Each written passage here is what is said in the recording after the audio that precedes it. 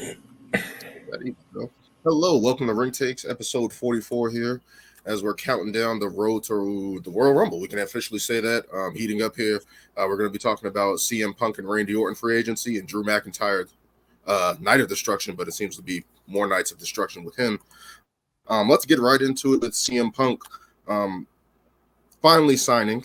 He made the rounds. He went to Smackdown last week, mentioned Roman Reigns by name, made a weekend appearance on NXT. with HBK there on NXT Deadline, and then circled all the way back to Monday Night Raw here in Cleveland, where he officially signs with Raw and has a standoff with Seth Rollins, which was very highly intense. What do you guys think about that? CM Punk signing with Raw and then declaring for the Royal Rumble, and also his interaction with Seth Rollins. Analyzing all of Punk's appearances on both from the first promo he cut on Raw to the promo he cut on SmackDown to his surprise more time. Yeah. If he had more time, and he made note of it in that SmackDown promo, which he did take a couple of shots, mentioning Paul Heyman, how Paul Heyman was his original wise man, and obviously the SmackDown promo content wise was the better promo. I did like his surprise appearance at NXT with Shawn Michaels, because it really did seem as though like there was no plan. They literally were just going off the cuff. With Shawn commenting on just Punk. One more FU to AEW.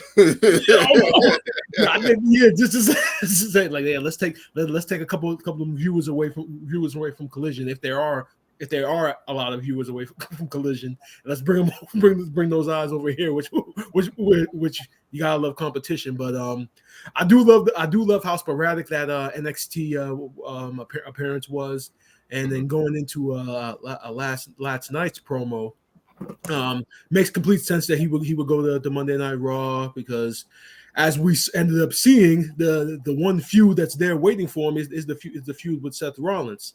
And I've been waiting to discuss this promo segment, because I mean, we've been seeing it on social media all day. We've been sharing things in the post. It's pretty much is to say that AEW is failing where WWE is succeeding when it came to CM Punk. I mean, it's a prime example. You take a personal issue between two guys that has money written all over it. You sit the two guys down, tell them, like, there's money to be made here. You guys might not like each other, but you guys both like making money. So therefore, put the BS aside and let's go out. Let's take this and make something of it. And you clearly see that's what Punk and Rollins are doing here. Rollins, kind of mirroring Hangman Page's promo, the promo that kind of started all of Punk's issues in AEW when he said that Rollins is trying to defend WWE from CM Punk, which actually makes more sense in context than it did when Hangman Page was trying to defend AEW.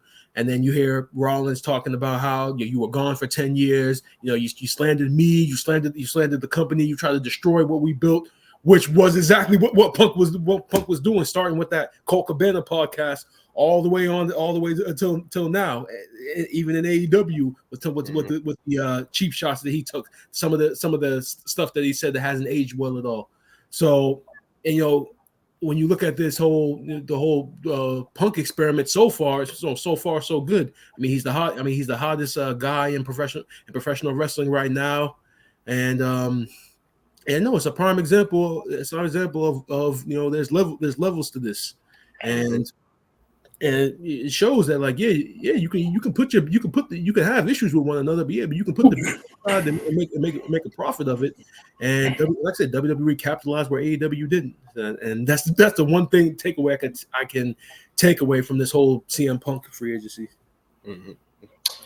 Yeah, I know, it's crazy to see how, like, and I feel like WWE has always done pretty well with taking, like, real life issues and somehow gotten people to, like, literally still work. I mean, like, prime example, look at Edge and Matt Hardy. Like, look how real of a situation that was. That was real blood feud. Yeah, that was like, and I mean, there's other stuff, Seth, even admitted like earlier when Cody first came, like they really didn't like each other, but you look what came out of it. It sucks that Cody tore his pec, but look what the hell they did in Hell in a Cell and how much that like elevated both of them.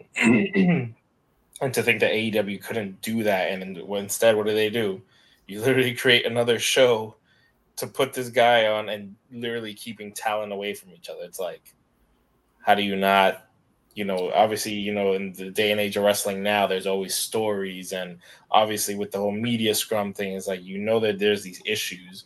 Why not settle it in the ring? Why not create these matches? Why not create these stories?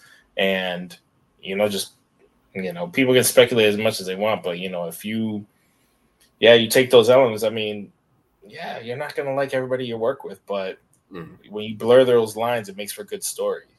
And, that's what WWE is doing right now. And Brian touched upon is right. Yeah, because I was watching NXT and there was no reason for Punk to even show up in it.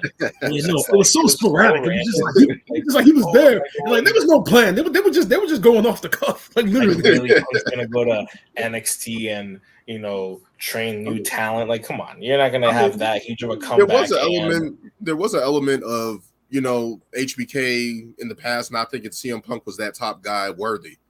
So there is that history that they did play on. So I mean, it was sporadic, but at least it worked. At least it made sense for me. I think it was just to boost up NXT a little bit more. Like it was.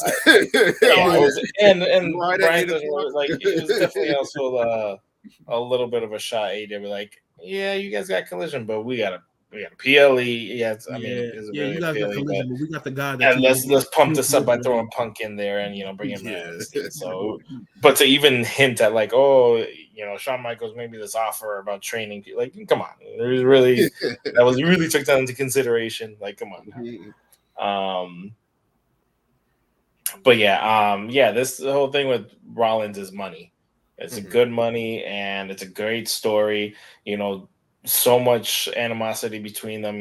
From Rollins calling Punk a cancer and telling him to stay away, and then what's the first thing that happens? He comes back, and that's the first. The first interaction is him flipping out, and people have to hold him back. Out of all people, Michael Cole is holding him back. Michael Cole's been swollen, man. He's just not working the announce table. He's working the gym too. And it's just like, this is how you create stories. And even though they probably, who knows, we could all have it wrong, and they have some level of respect for each other, but they're like, you know what? Let's settle it in the ring. Let's see what we can actually do. Let's make this magic. Let's make this money. Let's entertain these people. And it looks like it's clearly building up to WrestleMania.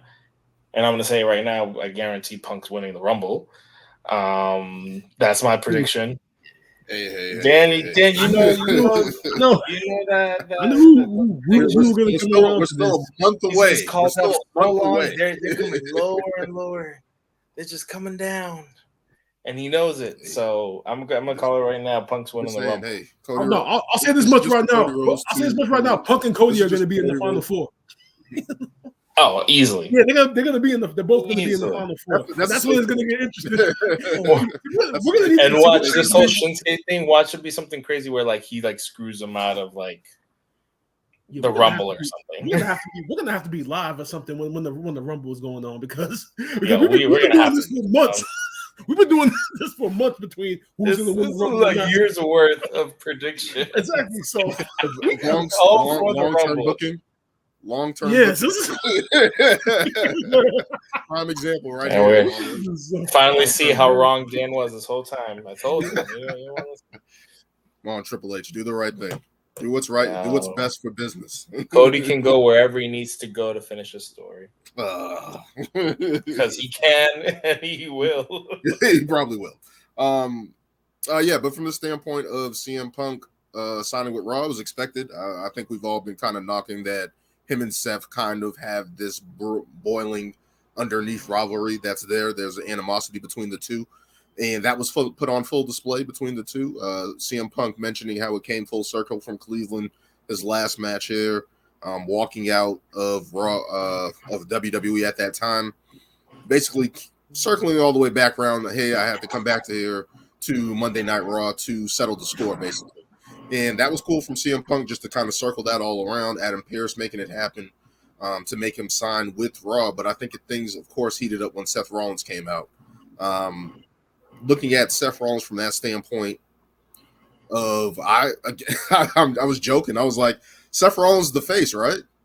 Because technically he's right in everything that he's saying against CM Punk. You were against me. You did try to talk shit about everybody in the back. You did shit on me. You did shit on this company for 10 years. You did try to tear it down from the outside. You did do all those things. So for that to be put on full display, have that there, and have Punk just saying, hey, man, it is what it is, and I'm still going to challenge whoever the champion is once I win the Royal Rumble. Like, that's an underlying story because CM Punk could win the Royal Rumble. He could go to SmackDown. He could challenge whoever he wants. But the definite animosity between these two is definitely money, what we've been talking about. And I can't wait to see what happens. There's so much intrigue and going around. Of course, we're going to be talking about today. And, of course, Drew McIntyre and stuff like that. But there's so much top-level talent right now in WWE, even on Monday Night Raw with just that story alone, the title picture, what's happening. You add CM Punk to the mix, it's just going to get more interesting. And WWE striking all the right irons right now when it's hot. They're hitting their stride right into the Royal Rumble, and that's one of the big 4 pay-per-views, and it seems like they're treating it that way. It's gonna be an interesting Rumble. Yeah. I can't wait, and it's still a month away. It's still a month away. I'm like, damn it! The time will be here soon. And apparently, I saw a report on Sportskeeda that apparently that promo segment with Punk and Rollins, there was no producer that was assigned to that. There was nobody. There was just them two. So that was pretty much was them. That was free balling, freestyle, cooperating with one another, and that must mean. Matter of fact, it might not have been. Probably was a cooperation, but Seth Rollins probably was expressing a little bit more of his like personal feelings. Like I don't know about you guys, but when he said "I hate you," I actually felt that. Easily. Yeah.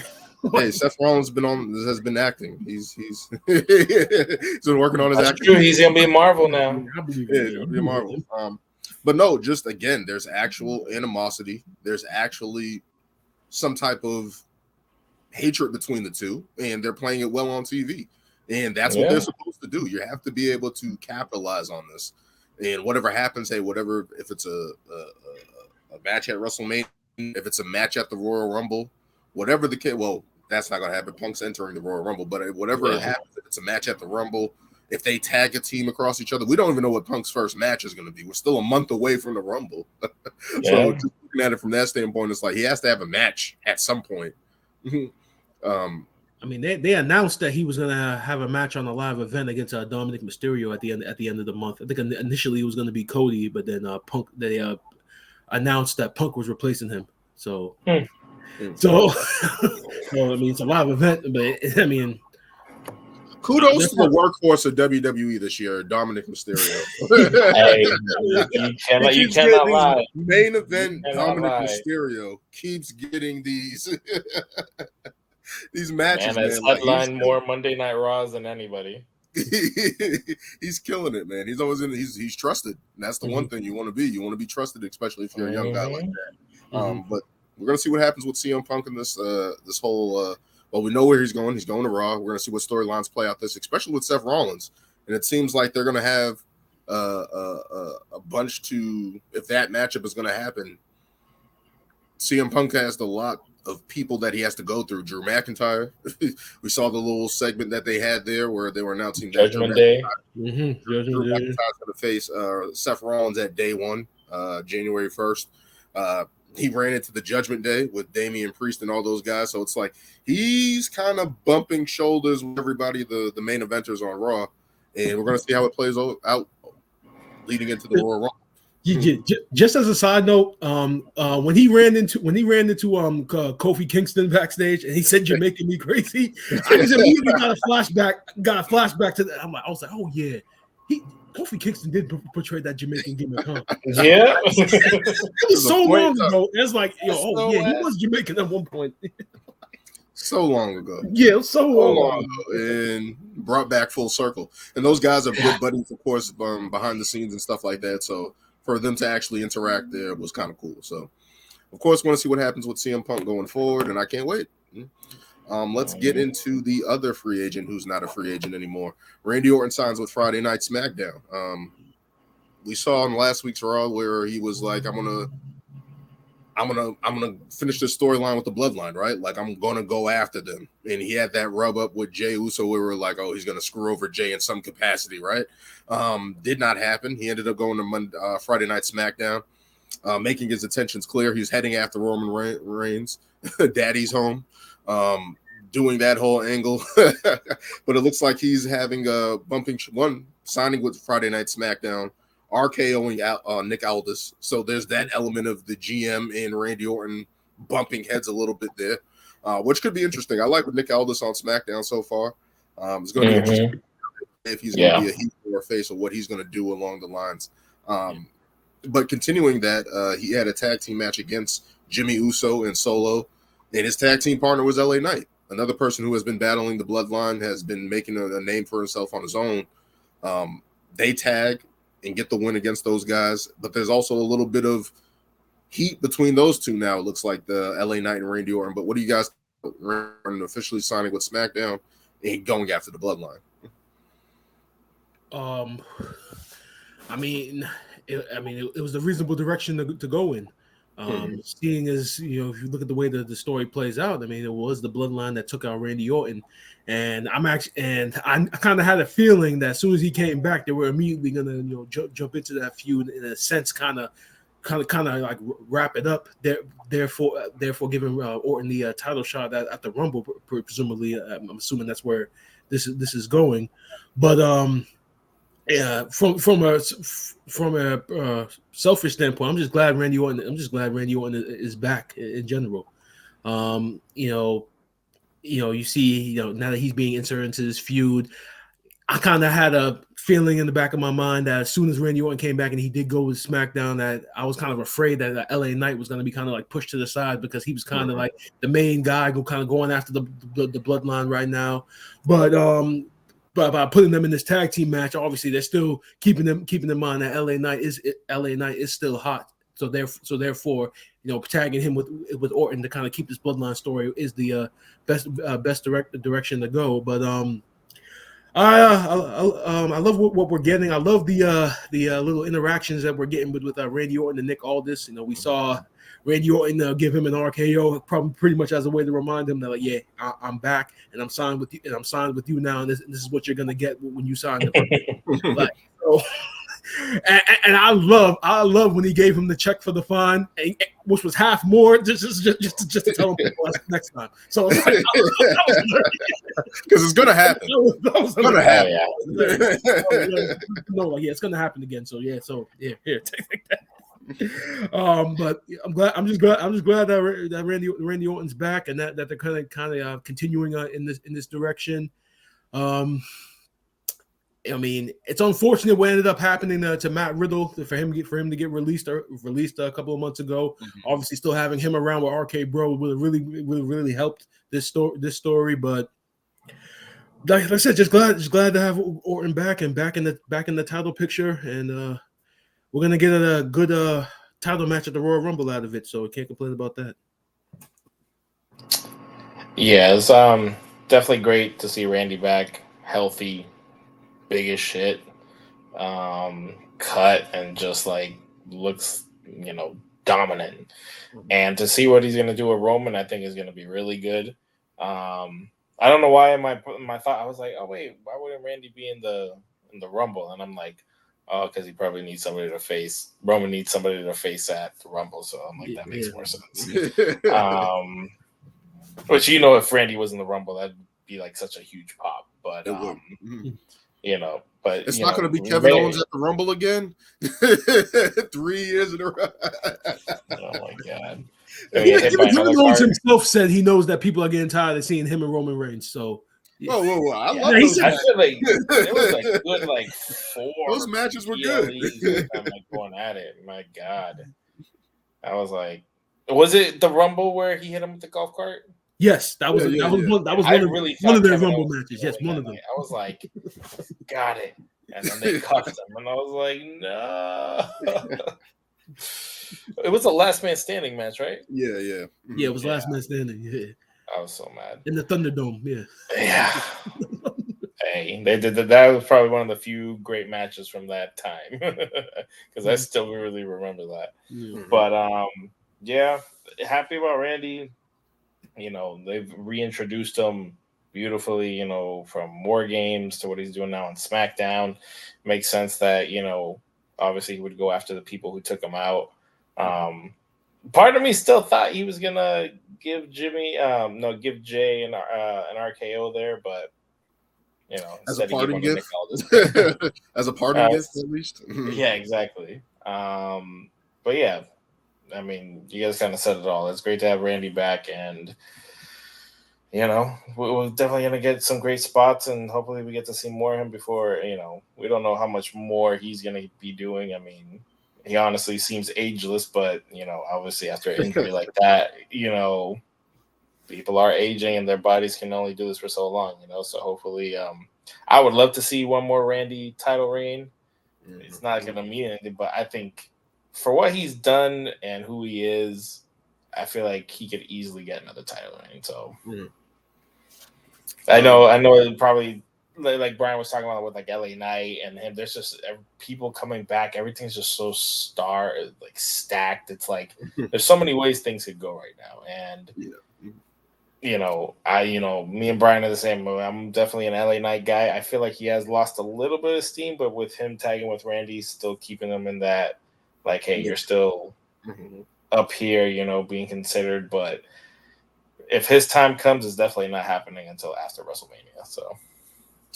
Yeah, for LA Knight's perspective, I just don't know. Like, you can't battle Randy Orton career-wise. Especially the way he's coming back, and especially we don't know how much time we have with Randy and stuff like that.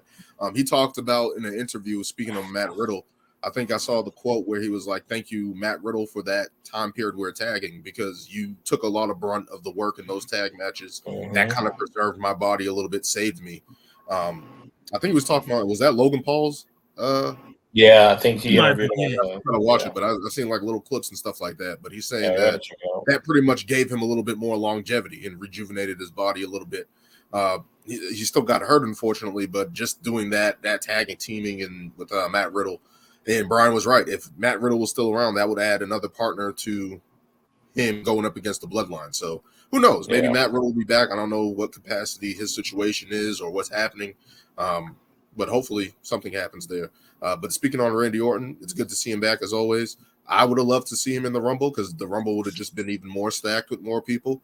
But if he's going after Roman, it's only the right choice. And Roman comes back this Friday to address all this. So that's going to be interesting to see how that comes full circle and wraps up there. Moving on to another person who has just been on a tear, Drew McIntyre's Night of Destruction. Last week, he took out Sami Zayn, injuring his knee. This week, he gets revenge on Jey Uso.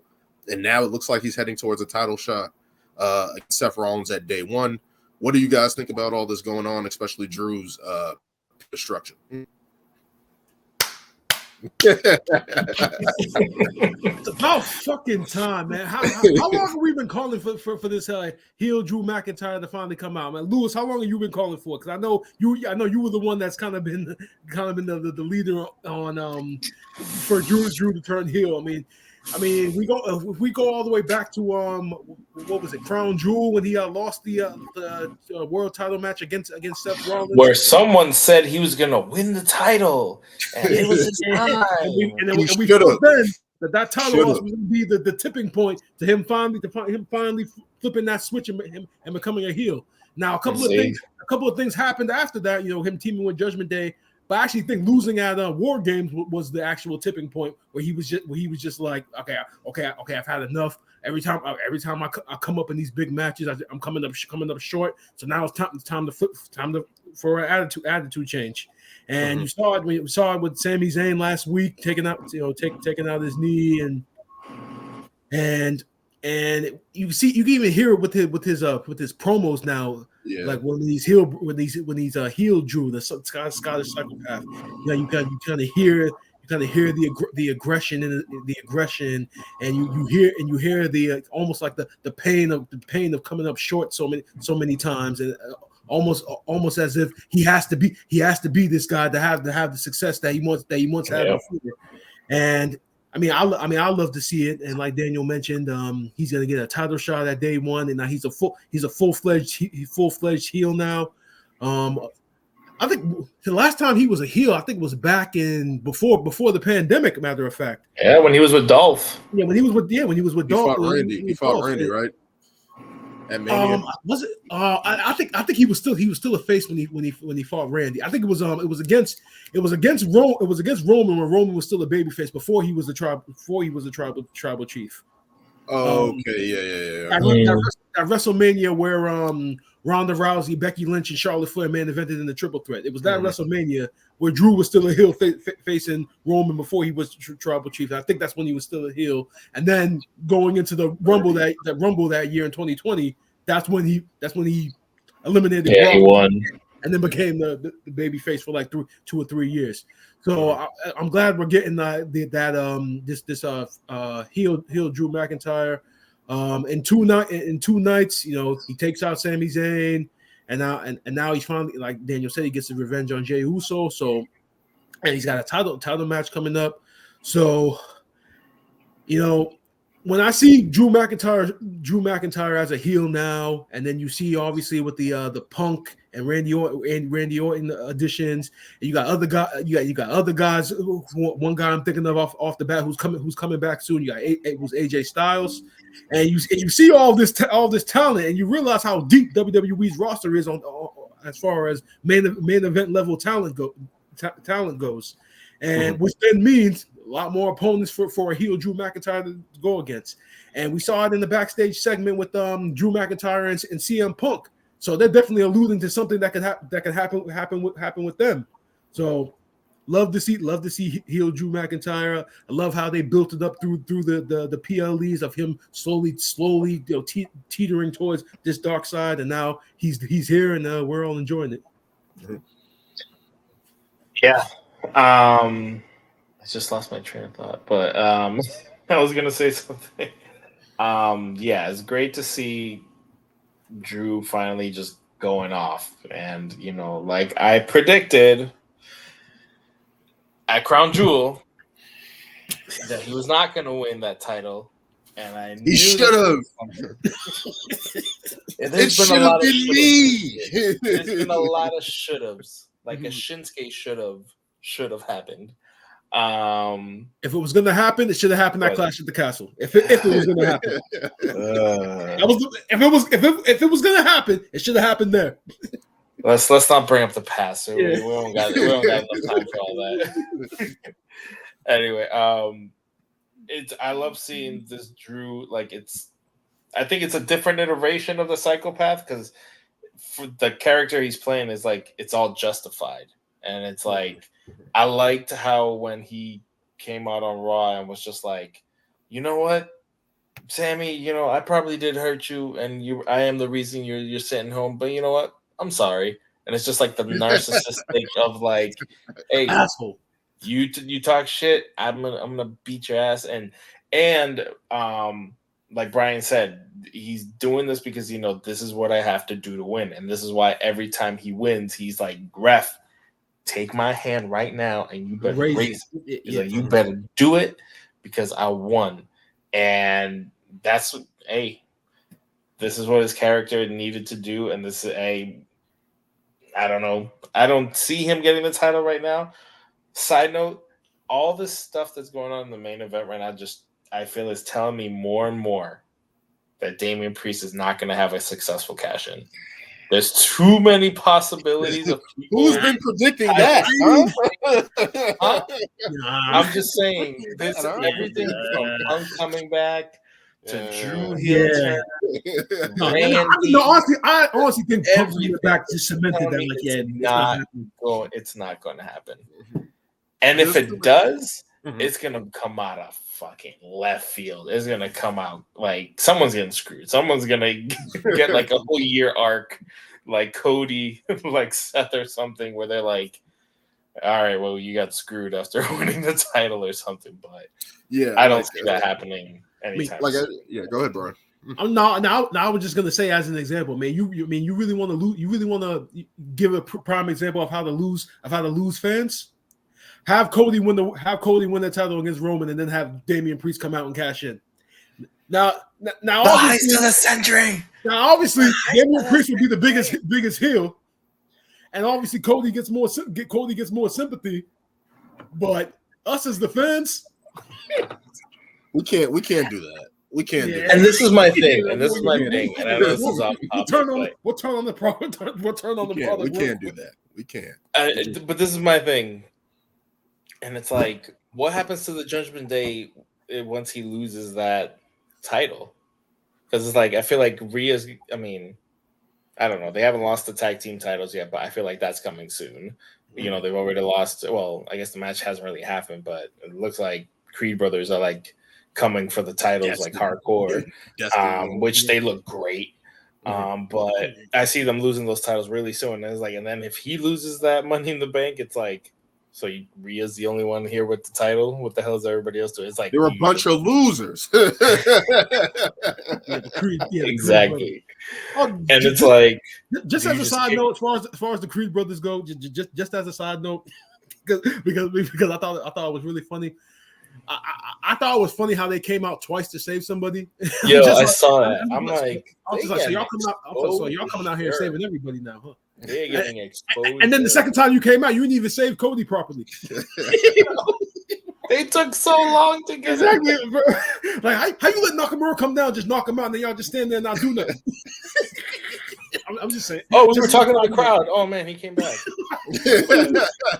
My bad, man. My bad, dog. You know, you guys got to go back down to Cody's cave. Like, Cody, are you okay? The motherfuckers was in the ring. You just see what they just did. But this is what I'm saying. It's like we're getting all this from Drew. There's so much stuff going on, and it's just like that aspect of like if they would have pulled that trigger, it should have happened a long time ago. I think there's a very good chance of it happening though, because him actually winning it. Him as a heel is too hot right now. I know, but okay. Think of all right. If we're I've been saying it Punk well. Rollins, if we get Punk Rollins for Mania, and let's just hypothetically, we get Punk Rollins for Mania, Cody and Roman for Mania. You're telling me Damien's gonna ruin? Like, just picture him like stealing the title from any of those four people. Maybe Seth could probably take it. Fine. Mm-hmm. I mean, at the same time, does Punk really need a title run right now? That's what I'm thinking. So I guess maybe it does make more sense. But come on, if you really like, if we then throw Cody and Roman in that, that's just like, what was this whole year for?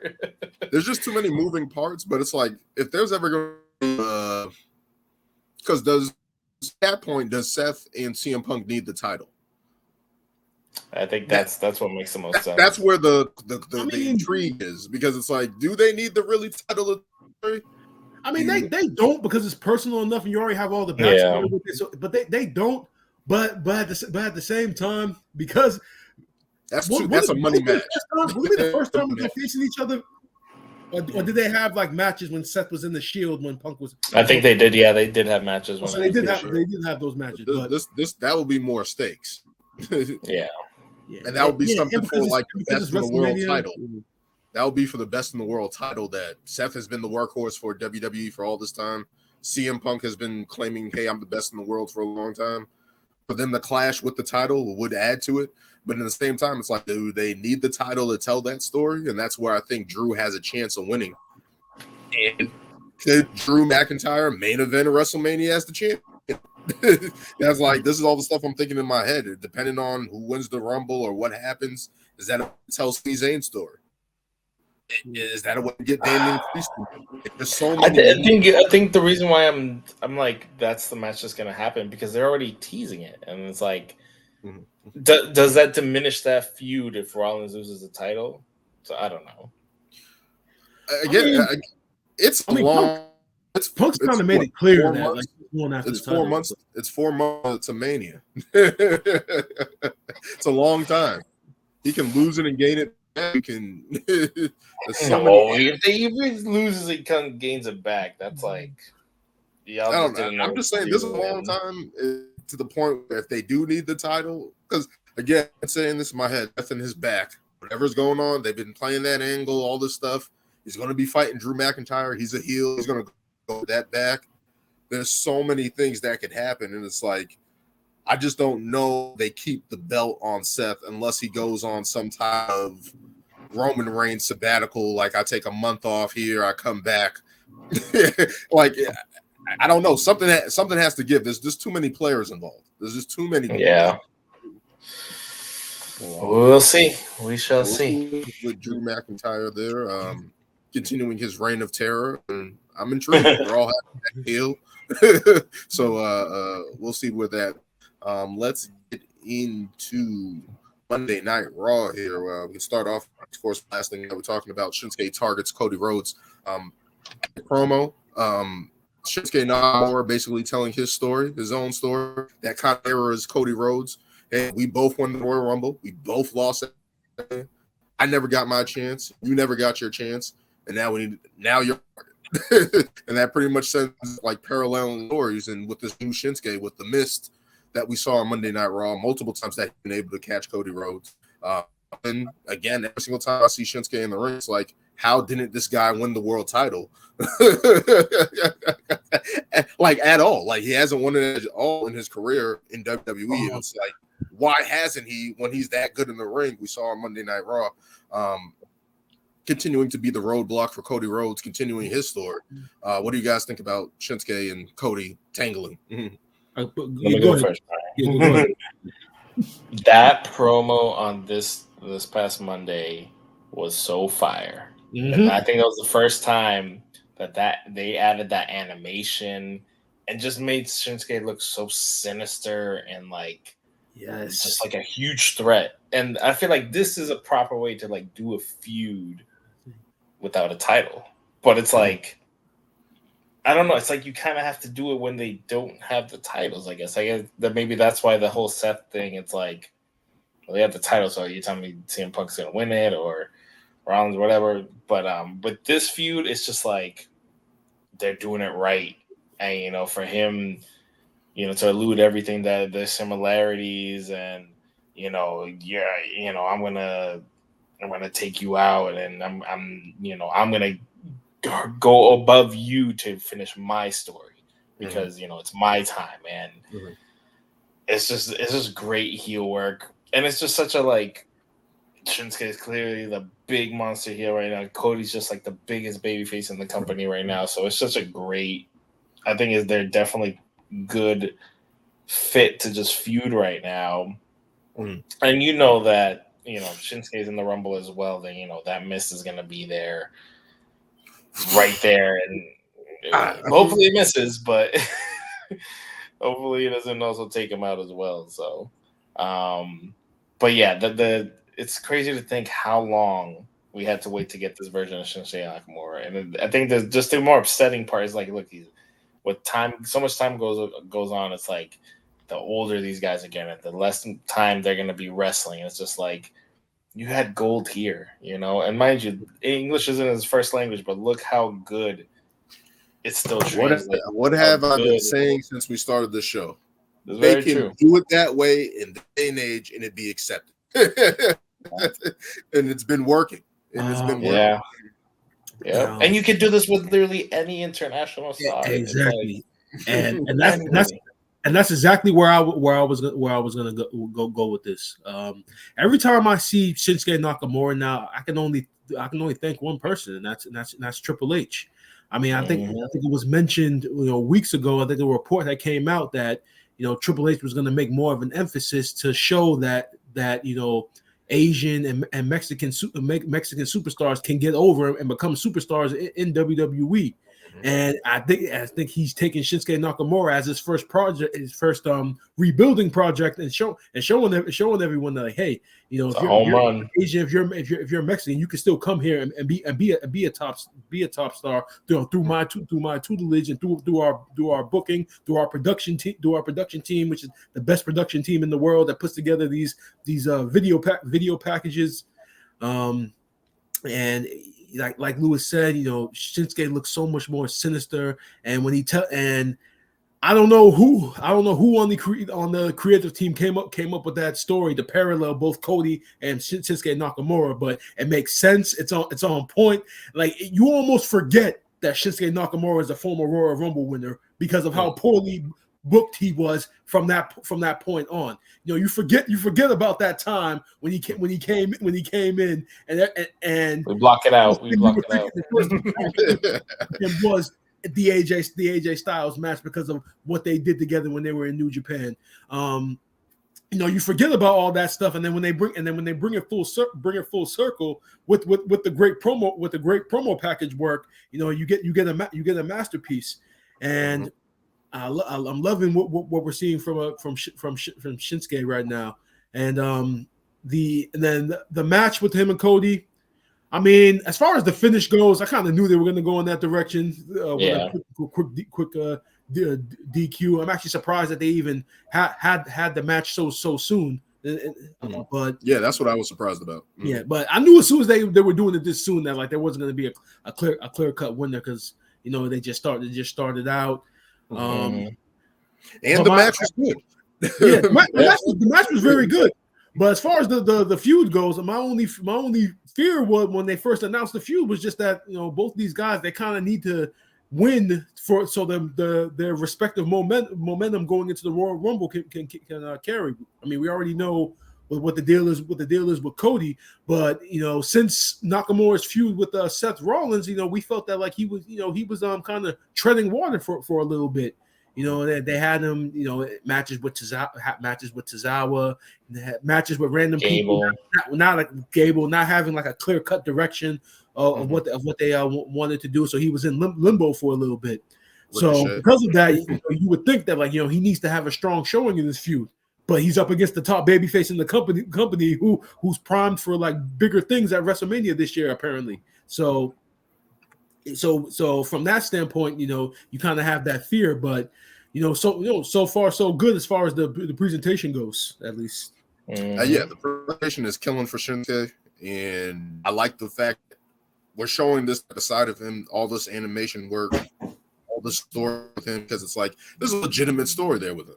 There's a legitimate story there, and that brewing and going up against Cody Rhodes, him across from Cody is better than him not standing across from Cody Rhodes, because we were kind of questioning what he was doing with Ricochet, Chad Gable, Tozawa, all these other, like, we heard about him targeting somebody, and to finally target Cody Rhodes, it's like, oh, okay, this is where you should be along in your story. You should be going after guys like that, of that name you were targeting, that you were alluding to in your promos. So to get that on the backside of this, and to get this incredible ring from Shinsuke, from him and Cody, I think that was a match that they had on. And I felt like the DQ finish, as Brian was alluding to, was suffice. That was good to continue that story. They can do that another time, and then just drag it out. If you don't want any of these guys to lose momentum, just have them go at each other until the Royal Rumble, where you can kind of continue that storyline in the Rumble. But I'm just loving what they're doing with Shinsuke, the importance that they're putting on these type of stars. We can talk about Santos Escobar and stuff like that on SmackDown. Io Sky has been reigning, the Damage Control, basically Asian faction kind of, with Dakota Kai and Bailey and stuff like that. So you're seeing a lot of international flavor that WWE is doing on different levels, and for them to continue it. And as you guys said, Shinsuke being the project for Triple H to show that, I think that's dope. And I think it's a long time coming that they can tell these stories, that they can definitely tell these stories. So we'll see where that continues to go with. Let's get into some Judgment Day tension. NXT North American champion no more is Dominic Mysterio, losing it to Dragon Lee, who Dragon Lee replaced Wesley, who got injured his back. He's going to have surgery for 8 to 10 months, which really sucks because that's what I felt like that's something that NXT needed, that type of driving force with Wesley, who was a young star and their kind of own guy. So hopefully he gets well, but Dragon Lee winning the NXT title away from Dominic Mysterio also causing some tension. The Creed brothers burrowing down the Judgment Day's necks. Damian Priest and Rhea Ripley butting heads. What do you guys think about all this stuff going on inside the Judgment Day right now? And our truth. Can't forget about the truth. Keeps breaking into their clubhouse. You know, they locked it. To start with that, since you said Lewis mentioned our truth, you know, I used to get so annoyed with our truth because I used to think about when he was taken seriously and they actually did try to make him like a title contender. I remember he had like a match with John Cena at one of these pay-per-views, and they were trying with him. And then years later, when they started going the comic route, I used to be like, "Yo, why don't they just have him be serious again?" Because when he's being serious, yo, that's actually entertaining for me. But then they went the comedic route, and for the longest time, I was just like, "Oh, come on, man, this stuff isn't fun. This stuff isn't funny." But now when I see our truth, he has grown on me now. What's the best way to describe it? The innocent stupidity that he displays. It's just hilarious. But to go into the actual Judgment Day tension, so I think we've reached the point. We've reached a certain point now with Judgment Day. I mean, first we had them building momentum, them taking everybody out and establishing their presence. Then we had them capturing all the gold, and now we're starting to see the breakdown. Mm-hmm. And started with the North American title. Mm-hmm. Tag team titles are probably going to be next, and then the Money in the Bank, and then the final climax is probably going to end up being the Money in the Bank briefcase, as we predicted in the previous topics. Nail in the coffin. Yeah, that probably is going to end up being the nail in the coffin, because as far as Rhea Ripley in the women's title goes, man, at this point, she's so dominant that I just don't see anybody stepping up to her right now. There's only one person I see stepping up, and that's Becky Lynch. And I'm assuming that match is being saved either for the show they're doing in Australia or WrestleMania in of itself. But seeing the actual tension with the Damian Priest, he says he's the leader, and then the 1 week that Balor and Rhea Ripley are gone, they lose to the Creed brothers. Dom loses NXT title. So that's actually very good storytelling. I mean, everyone says you should be the leader, and now it's kind of like we're seeing, okay, this is kind of why it never was alluded to you being the leader, because then when you're in this position, there are negative things are happening. So from that standpoint, it's good long-term storytelling. So now we're starting to see the breakdown of this monster group, and I don't know, like what we're seeing moving forward. Mm-hmm. But yeah, this just brings more credence to Damian Priest and what he's going to play a role here, because all the pressure is on him, and time again it's showing that he's not going to be able to handle it. And if he loses those tag team titles, it's like, where does that put you with the Judgment Day? Where does that put you with your briefcase cash in? It's not as sure as it was. He does have some time to cash it in, I believe, until July, June. So he has a lot of time. Definitely have to do it before the next Money in the Bank. Yeah. So I mean, he does have time. The day before or the day of or something. It could possibly happen, but it's like you're not rubbing shoulders with your guys in that failed cash in at Survivor Series. That didn't happen. So there's that element of that happening, the failures of all that. Rhea Ripley's obviously going to have a target on her back. Obviously, Ivy Nile is looking like the next challenger potentially, which is so left field because she just came in. But the Creed brothers are coming in. The Creed brothers are coming in so hot, so I guess they're like, hey, we can keep that iron hot with that. Yeah, I don't like that at all. Not as yet. Not with Ivy Nile. Only from the standpoint that like she wasn't even considered. They weren't even considering her a contender for the women's title on NXT.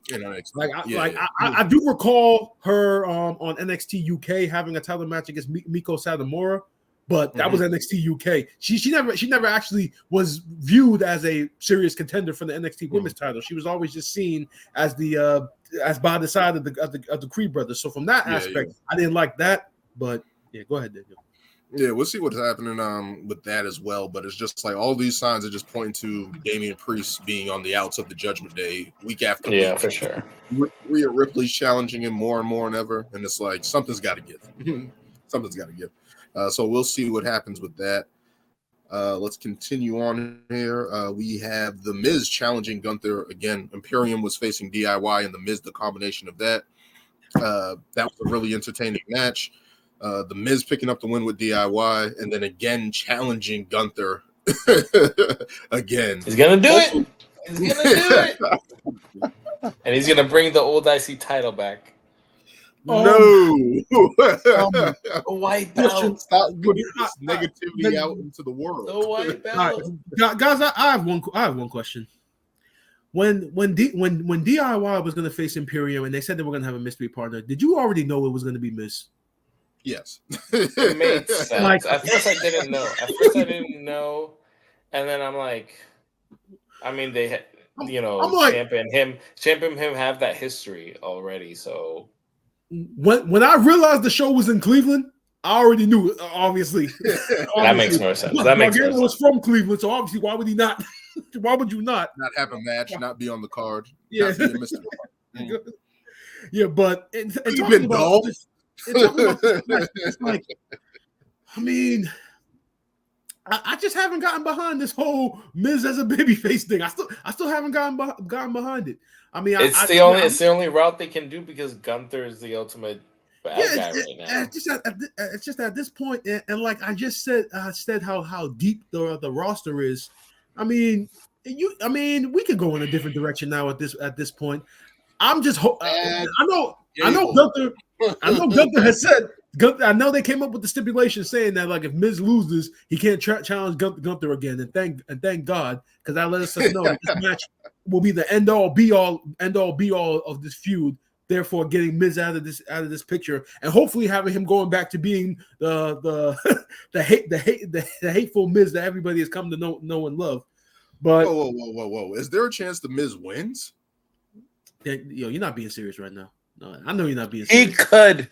Yeah, I'm just saying. He had a great last match. The fact that they're reintroducing him, you do not beat the record of the Honky Tonk Man to then lose to the Miz. I'm sorry. What if it's a new? You don't break the Honky Tonk Man's record every day. It's an amazing title reign. I agree. We should not be doing that. But the fact that they're reintroducing him and not somebody else like a Bronson Reed and Ivar who have been killing it. Ricochet is there. Kofi Kingston. They have those guys. If you really want to do something, take that feud and then throw Gunther in now. If you really want to do something interesting, which feud? Take Bronson Reed and Ivar and just literally add Gunther to that feud. Yeah, that would be smart. That would be make that be a true massive.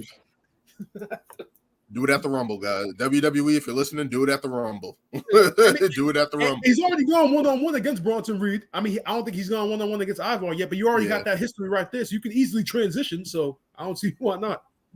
Mm-hmm. It should have been. I'm just going to say it again. It should have been Chad Gable. If you wanted to create a star and then have Chad Gable play this underdog role against all these behemoths like Bronson Reed and Ivar and Ricochet, like he can have those type of matches. And I just don't know why they didn't do it. And that's the sucky part about it. But just to think that they keep reintroducing The Miz into it. And I'm like, this could be a prominent position for somebody. I don't know if they're going to do it at day one, which would be fine. If they do it at the Rumble, it's like, I think, again, there's just so much more with Gunther that he could be doing. And I think he's going to be transitioning into that main event role. So The Miz looks like it could be a safe bet that he wins. And it's going to be crazy if he does, but it's like, I feel like they can be using somebody else. Easily be using somebody lot else. Of somebody else's. Yeah, I honestly thought that Chad Gable was gonna get. I thought Chad Gable was gonna get like kind of like a little heel turn, just because recently, he's been saying that like the Gable method isn't working and stuff like that. So I'm thinking like he's probably either gonna like turn on Alpha Academy or just like go full blown heel. But I guess at the same time, it doesn't make sense because again, Gunther is the full blown heel in this situation, and it's like they hardly ever do heel versus heel, or it's like heel versus like anti-hero or whatever. So, but I don't know. The Miz, it's like it's intriguing, but then it's like, do we really want the Miz to be the one to take down this reign? It should be somebody that probably could use the boost, who could use the boost from all of the momentum of beating Gunther. Like that's going to be a monumental moment, and it's like, does the Miz really need that right now? It's just kind of to revitalize his career, and it's like, why not give it to somebody new that actually could literally elevate them to that next step and still keep this like legacy of the IC title going, Mm-hmm. I hope it's not the Miz, but it looks like they keep reintroducing him into it. So hopefully it doesn't happen. Let's talk about the Raw women's division here.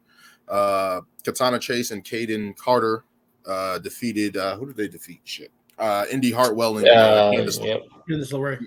And we were just talking about last week. Brian said in the chat how they were actually paying attention to this and giving it time, and then to turn around and give it 2 minutes on Monday Night Raw. I'm like, did we need DIY and the Miz versus Imperium to set up that story? Did we need Maxine Dupree versus Rhea Ripley? We didn't need that.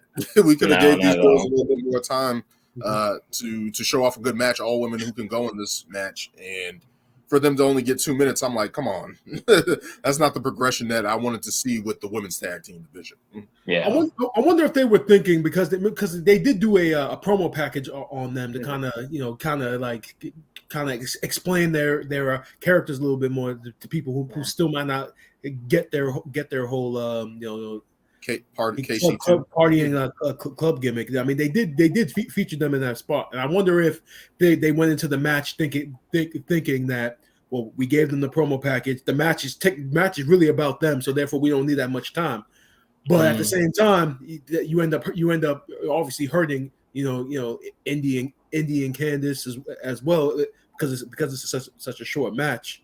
But I mean, at least they're trying. They're trying. I mean, these titles have been cursed. I mean, we're on partner number 3 right now for Chelsea Green, and they're trying. I mean, she's literally carrying these tag team titles through these various partners. And Piper Niven is still Piper Niven, but really these tag team titles have always been about Chelsea Green and her Karen character work. Which has been very good. She's been kind of able to hold it, but I just don't want them to get 2 minutes on Raw. Like they need more time if they're going to tell that story and build those girls up to do that. And eventually they are going to end up doing it. I think that's the reason. One of the reasons why they did that package, the promo package, prepare for the eventual coronation. Because they're definitely getting those titles soon. Yeah, they're an entertaining team. I mean, the moves that they're able to pull out, like their finish is probably one of the top tag team finishers, both men or women's division. And they're an actual tag team. They're not just thrown together. They're not just thrown together. Like they have a bunch of history from NXT and carried up to the main roster. TikTok videos and all types of stuff, and continuing it. So hopefully, so I've been saying all you need is a good solid like 3 tag teams. One fused with one, then the other one fused with that same one, and then you just rotate it. And then we have TLC. TLC. Bring in the Dudleys. Which isn't a pay-per-view anymore, apparently. Mm-hmm. So WrestleMania. Bring it back. Bring back TLC, please. Oh man. Bring it as a match, please. Hopefully they do that. Because it's not a pay-per-view anymore. It's not a pay-per-view anymore, so definitely going to be interesting to see when that pops up again. Mm-hmm.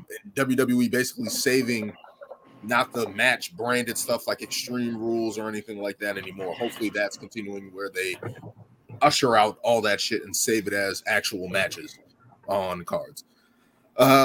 Let's head over to SmackDown here, the U.S. title tournament kicking off here. I wanted to touch base on that. I have it here. Hold on 1 second.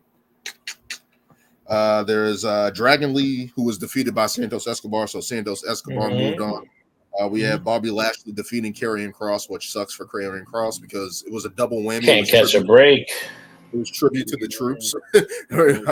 Bobby Lashley did serve, so that wasn't helpful. Yeah, I know. That was more about tribute to the troops. And at this point, as far as Karrion Kross goes, he just needs to go back down to NXT and be who everyone fell in love with in the first place. When he should battle Dragunov.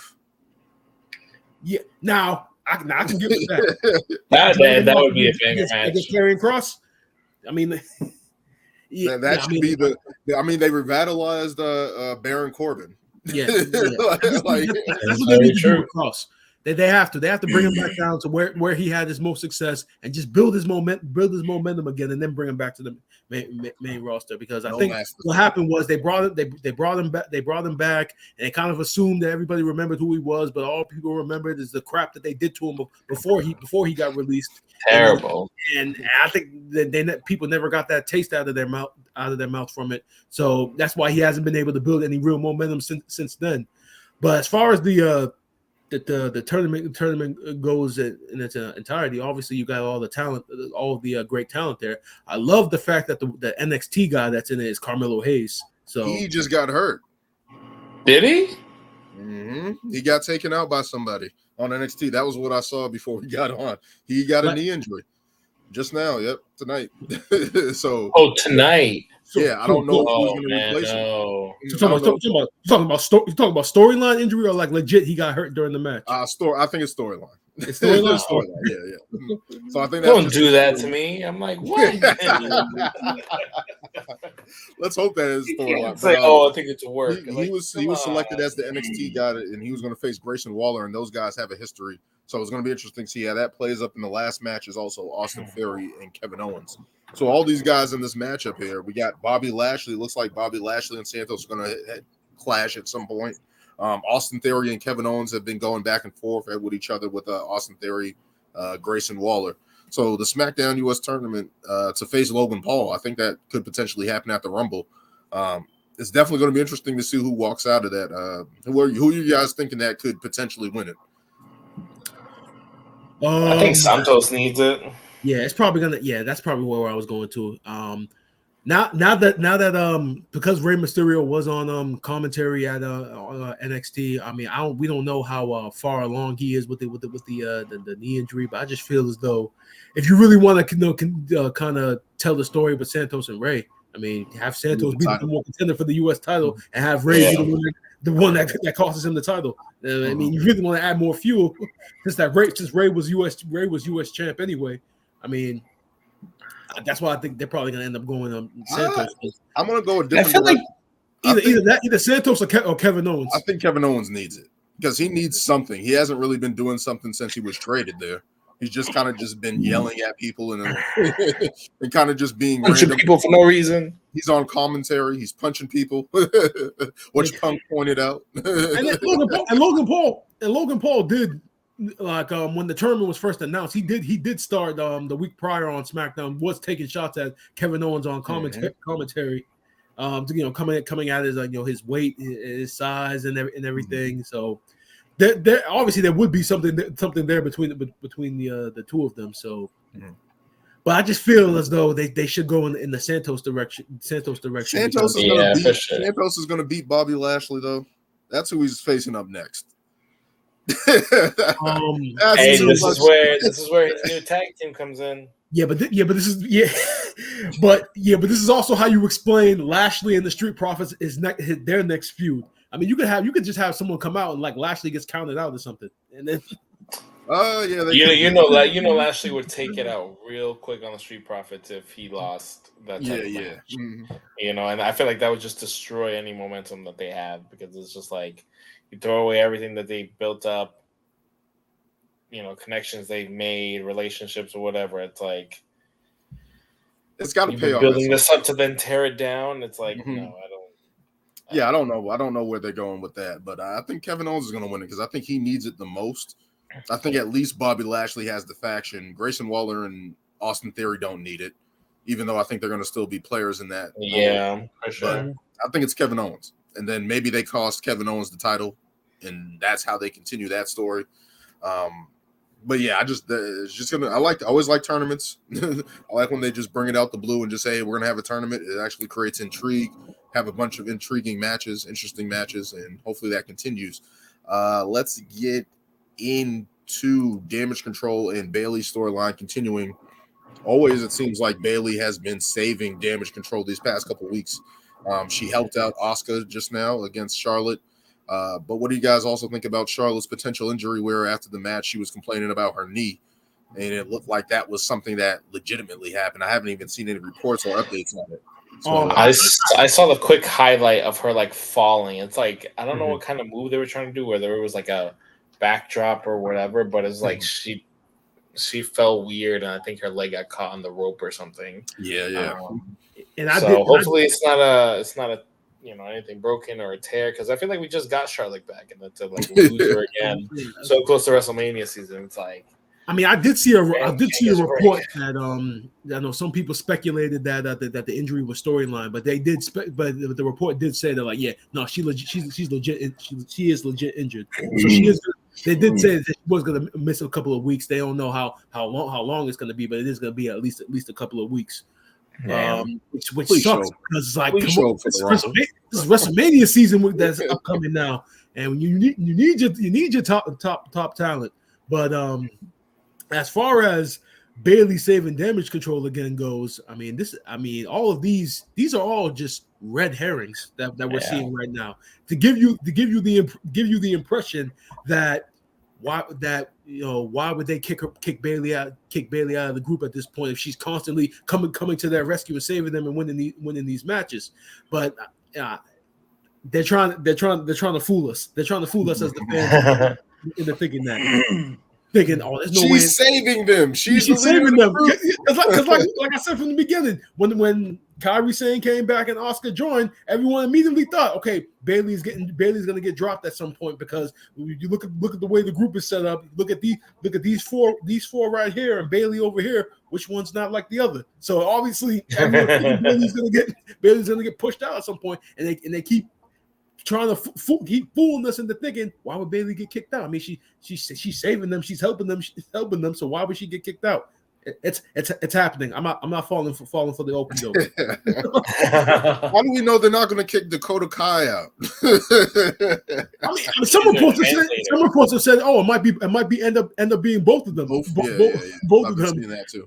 And then it's 2-on-3, and then who would come to Bayley's rescue? If he's in trouble. Becky.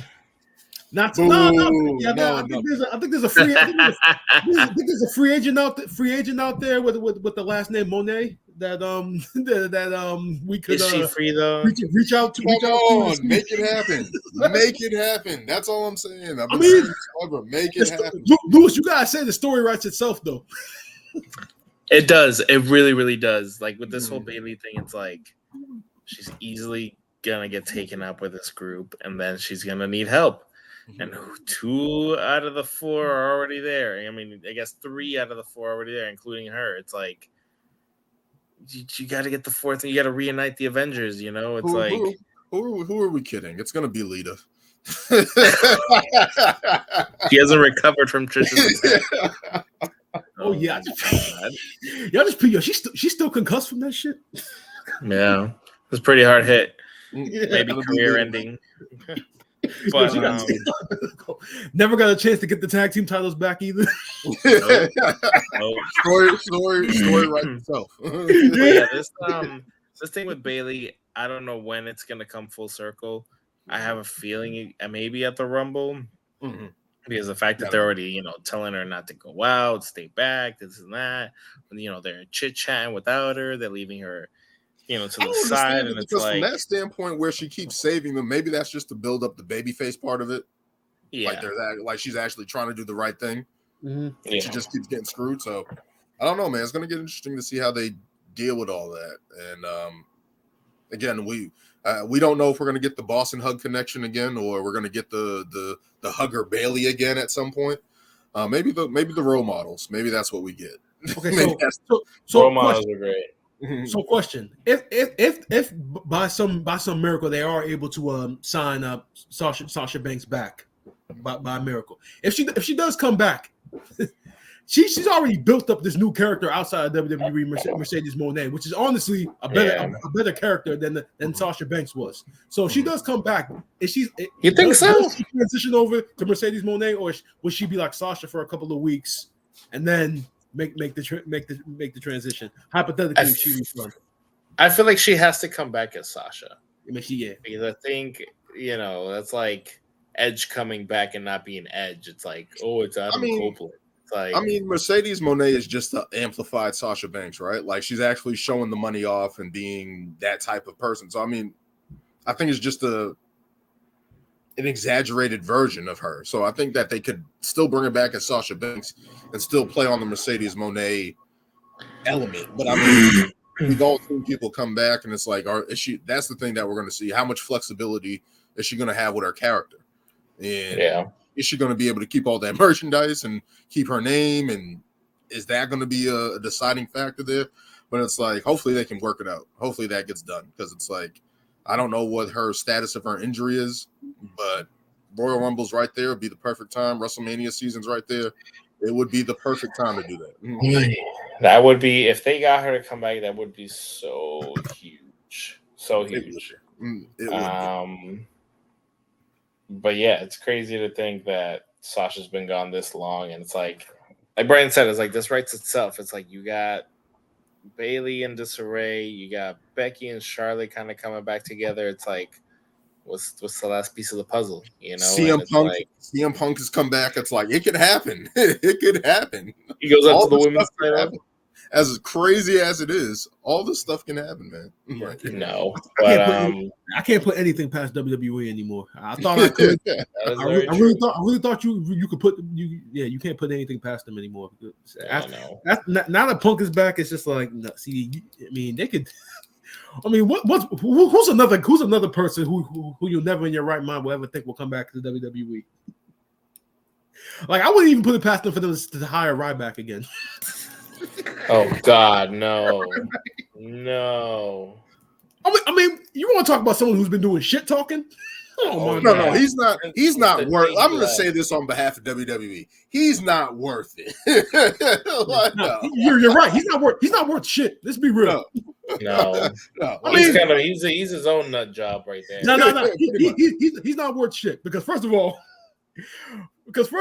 when he initially got fired, he thought that he still had a right to earn the merchandise money with the Ryback character, even though he didn't own the character, and then legally changed his name to Ryback just to get that money.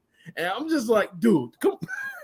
While a lot of people would do that, it's just like, no, the character, that's their character, not your character. You didn't come up with the name Ryback. They did. They came up with that whole character. They based it off of Goldberg. Like, yep. And honestly, Ryback, he's a nitwit. Ryback just looks like somebody who will go places and will still play like his intro music to like make people aware that he's around. When he walks through the airport. Just walks in like, me, more, like, I don't know. He definitely should not be someone that ever comes back that we do not need, miss, or want to see whatsoever. The fact that he hasn't turned up anywhere, like Ring of Honor, even New Japan, or like anything, it's like, bro, like, nah, you're done. Well, you still got Chris Masters going out places, and you tell me isn't he like in Puerto Rico or MLW? MLW, I think. He's an MLW. Yeah.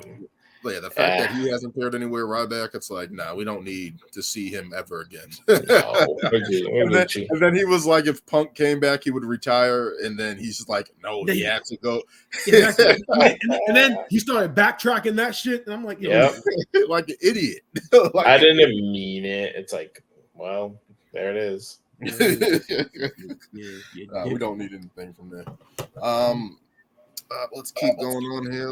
Quick notes on NXT Deadline. What do you guys think about the Iron Survivor Challenge matches happening with the women's and the men's? What do you guys think about those matches? All right, Louis, you want to go first, or you want? Yeah, I go first. Yeah, go ahead.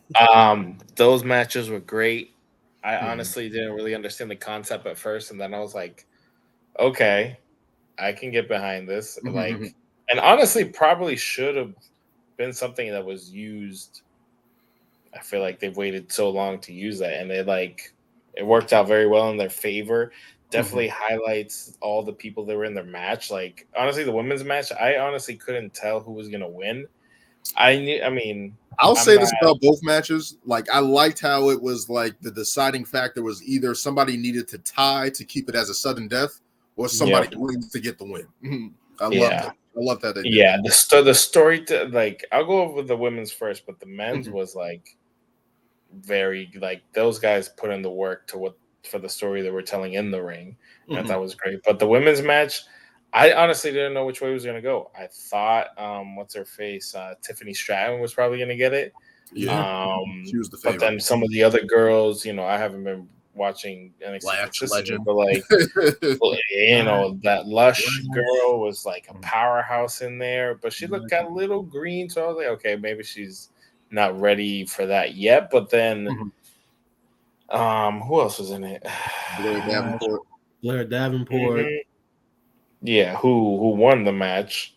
Blair Davenport, who I call Baby Page. I'm thinking who's like all the women. Yeah, it was a woman who was she's from another group, and the other dude was in the males. I don't know the name of the group. Josh Briggs. Yeah, and they're like a kind of Fallon Henley. Yeah, her. Yeah. Mm-hmm. They were pretty good in the match, and it was I felt like it highlighted everybody's strengths, and then.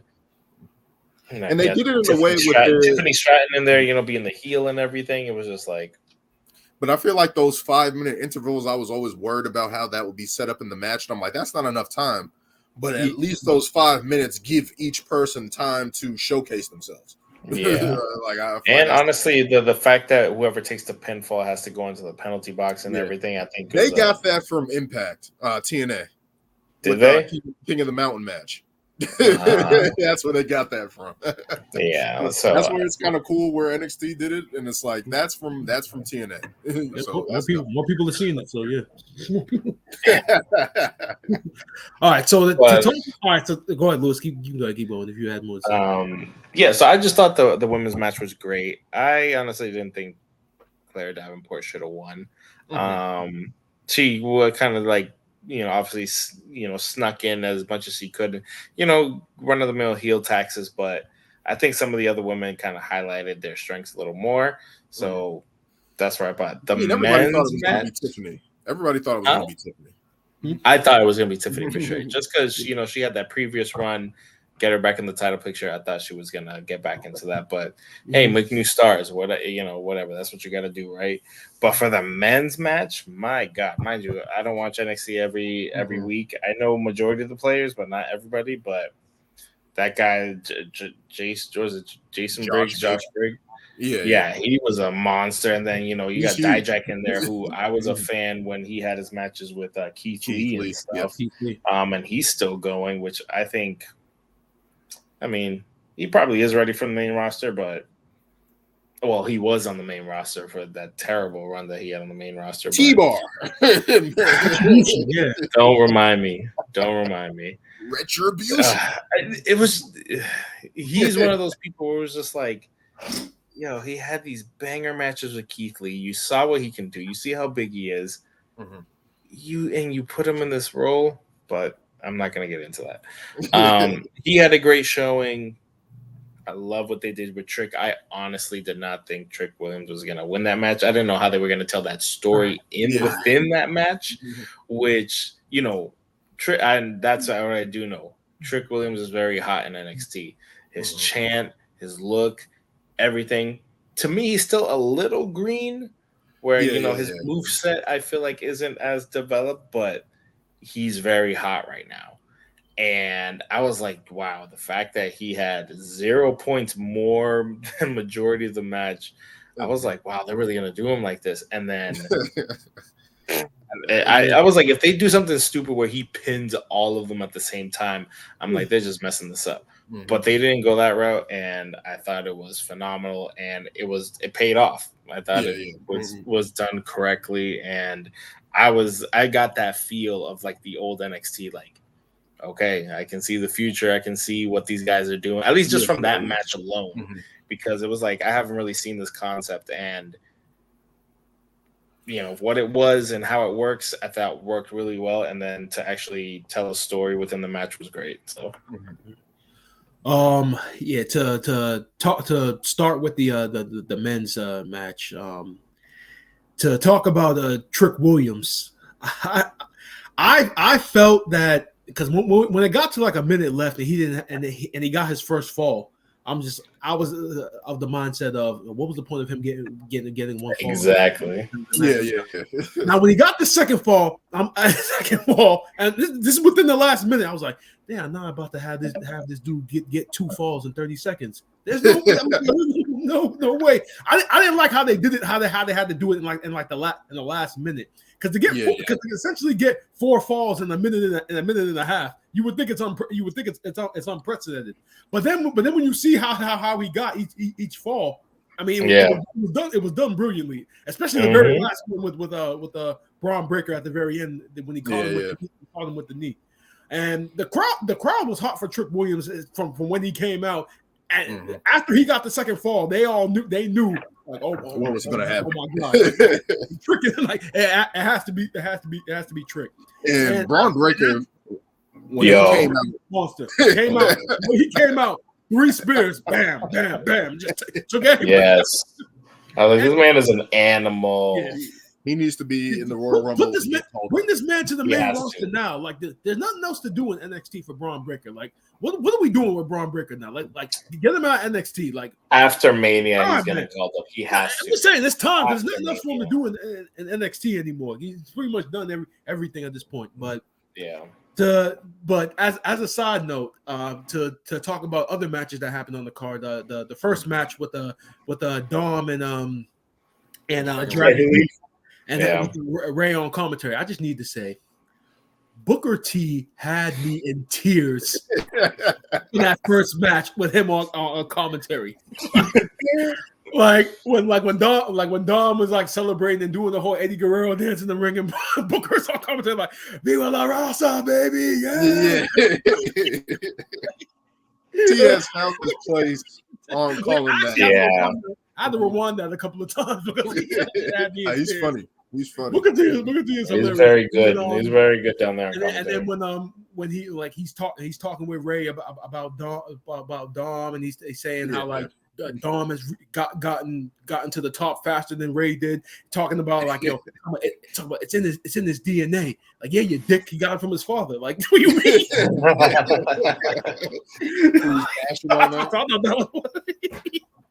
I thought that was hilarious as a side note. But the first match of the night really was a good match, because you remember when Dragon Lee and Dom had that match on Raw when they had like a good like 50 minutes, and it was so surprising to see Dom win clean without the Judgment Day on Raw, that you knew once they announced Dragon Lee as a replacement, you were going to get a good quality match, and and you did definitely get that. Having Ray on commentary, speaking obviously is not Rey Mysterio's greatest trait, but the times he did chime in, it was good. Giving Dom heads up, he celebrated. He celebrated when he lost.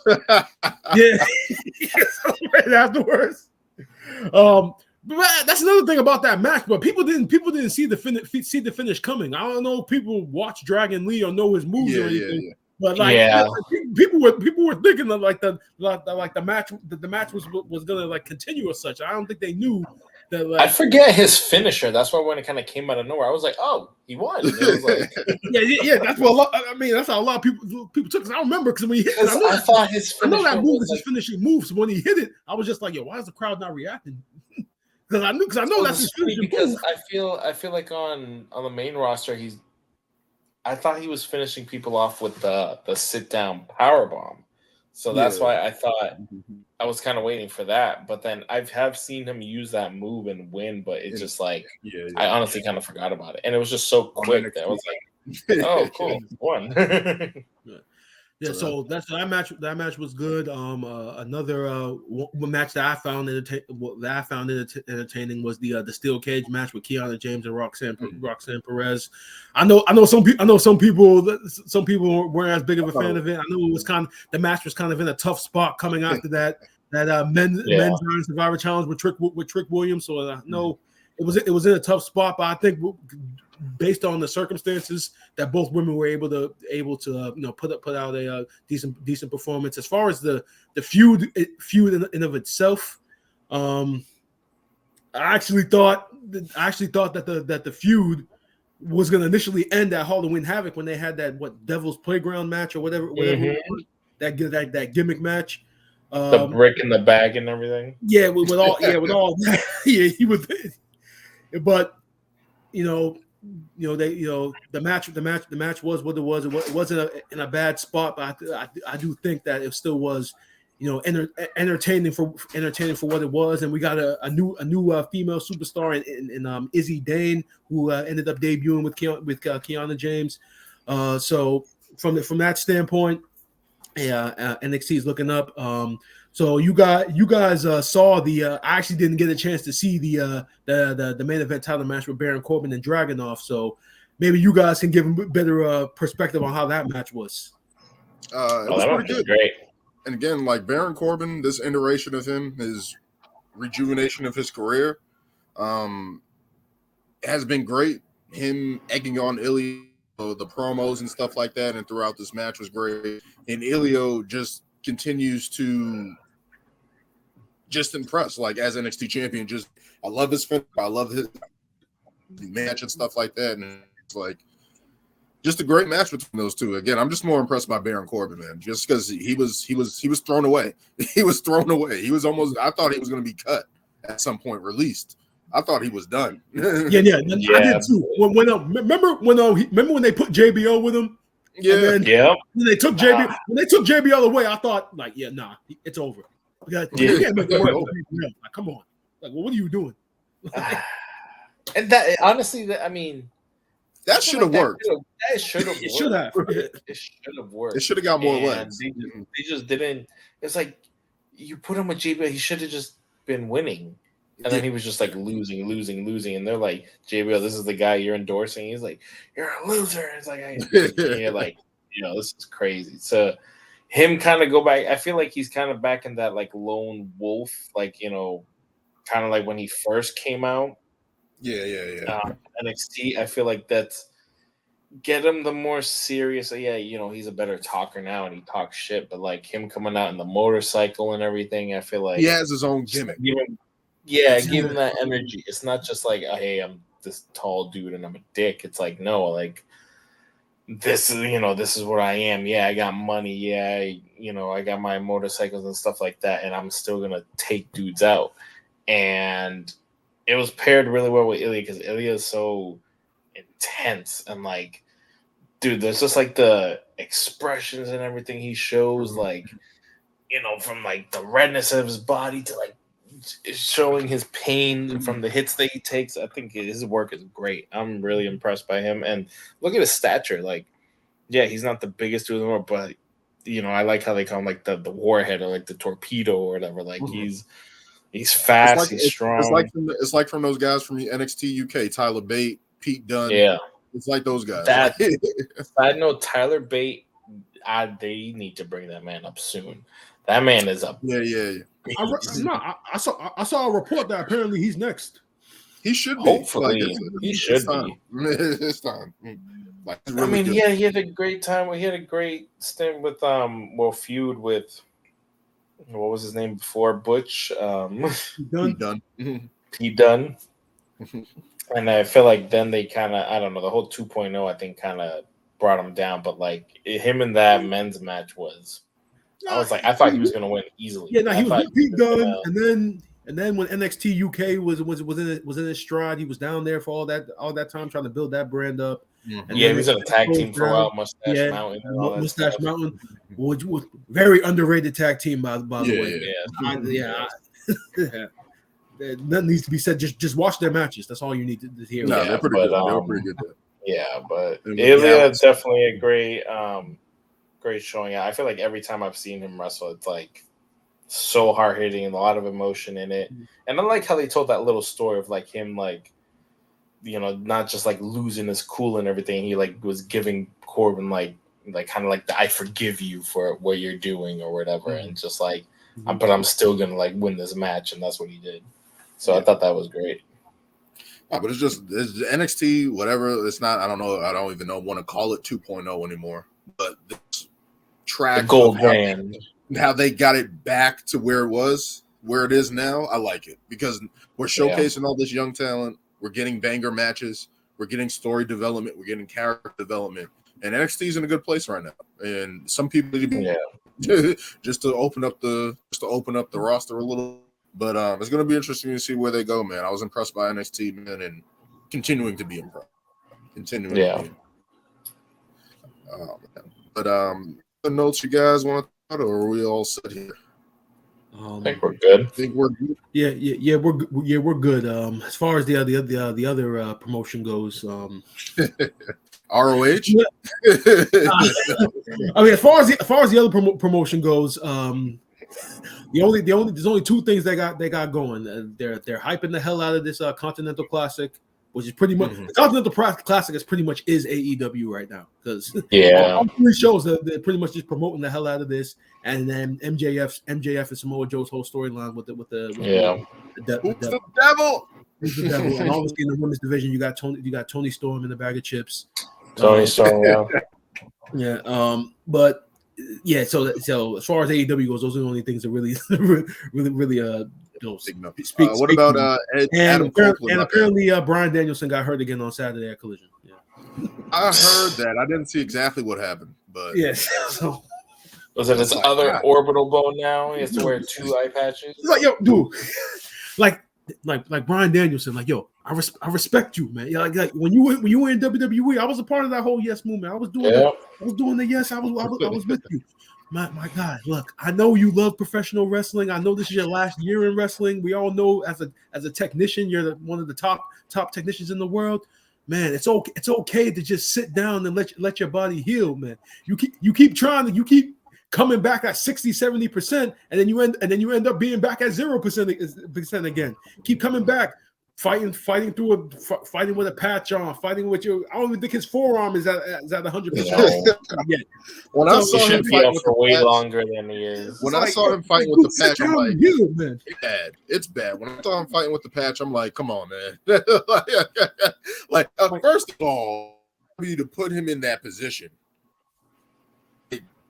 No, I'm pretty sure it's him. It's him saying, but you gotta step in.